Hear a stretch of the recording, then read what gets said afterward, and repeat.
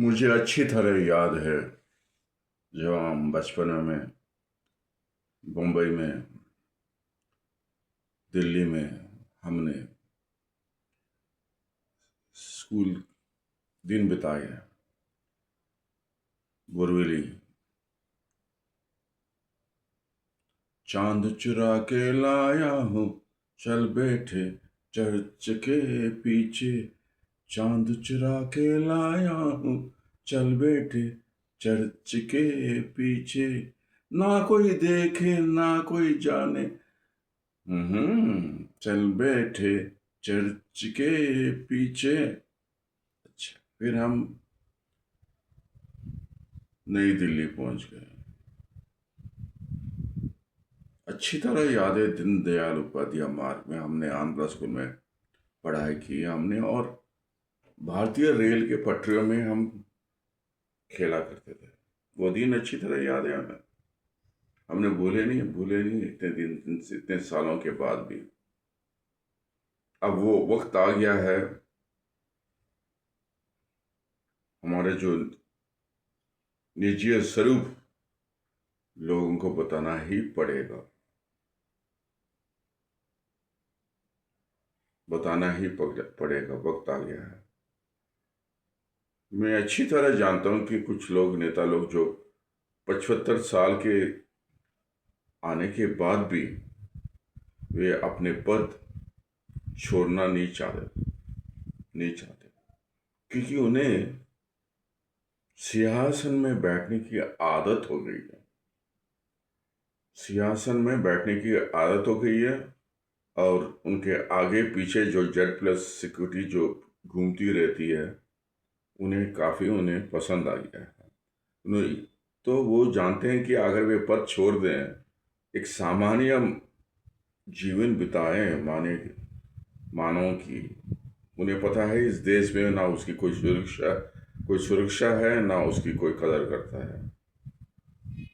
ना कोई उसकी सुरक्षा है, ना कोई उसकी कदर करता है।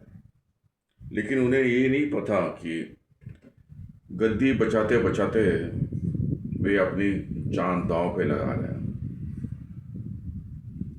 वे अपनी जान दांव पे लगा रहे हैं। आप लोग सभी जानते हैं कि सब लोगों ने हिस्ट्री पढ़ी होगी, और हमारे देश, काफ़ी लोगों ने इस पे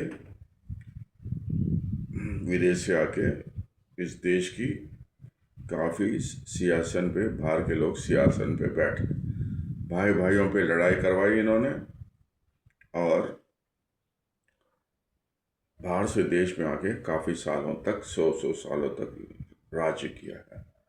लेकिन आज भी कुछ लोग, राजनीतिक वाले, क्योंकि वे जानते हैं वे खुद नहीं जीत सकते, तो वे पति पत्नियों के बीच में लड़ाई करवा रहे हैं रिजर्वेशन के नाम पे। वैसे हम रिजर्वेशंस के नाम से कुछ लोग काफ़ी भयभीत हो जाते हैं। उनके जीवन में वो सोचते हैं कि वे कुछ ऊंचे पद की एग्ज़ाम पास करके, लेकिन 75% आके भी उनको पद नहीं मिलता है, उनको नौकरी नहीं मिलती। और कुछ, मैंने ये भी सुनने में आया है कि कुछ लोगों ने अपनी जान भी दे दी, क्योंकि उन्हें जीवन की जो उनकी आशा थी, वो रिजर्वेशन के कारण से वो उन्हें नहीं मिला। उन्हें मिला ही नहीं हुए। और जिनको 30% के जो नंबर आए हैं, उनको बड़ी बड़ी नौकरी मिल गई। मैं उनके लिए खिलाफ नहीं हूं, लेकिन मैं तो एक ही रिजर्वेशन चाहूंगा। रिजर्वेशन ही, इकोनॉमिक वीकर सेक्शन, EWS, वो दूर नहीं है। EWS लागू होने में 100%। अच्छा, हमने बचपन में एक फिल्म देखी थी। उस फिल्म में लंबू जी थे, बुरा मत मानिए, उनका मतलब ऐसे बुलाते हैं वैसे। तो उसमें वे एक मंत्री के, राजनीति पुलिस अफसर के होके, फिर उनको राजनीति में आना पड़ता है और सब मंत्रियों को, नेता लोगों को वे मीटिंग में बुलाते हैं। मीटिंग में बुला के अंत में, अब अगर वे मैं बता दूं तो यूट्यूब वाले मेरे चैनल ब्लॉक कर देंगे, तो समझ जाइए क्या होता है करके। अमिताभ बच्चन जी की फिल्म थी और श्रीदेवी जी मैडम हीरोइन थी, स्वर्गवासी। चलिए, अब सब लोग ने अंदाज लगा लिया होगा कि पिक्चर का नाम क्या है और अंत के सीन में क्या होता है करके। सूटकेस। तो देशवासियों, मेरे मित्रों, अभी वो दिन दूर नहीं है जो विजयदशमी के दिन जैसे रावण, मेघनाथ और कुंभकर्ण की जो चिता जला जाती है, तो वैसे ही शीघ्र ही जिन्होंने देश की गद्दारी की, जिन्होंने देश को लूट रखी है, जिन्होंने देश लोकवासियों को झूठे झूठे वादे किए हैं। एक नेताजी बोले कि हम स्विस बैंक से पैसे हर अकाउंट में पैसे भर देंगे। कहाँ भरे हैं भाई? नहीं भरे।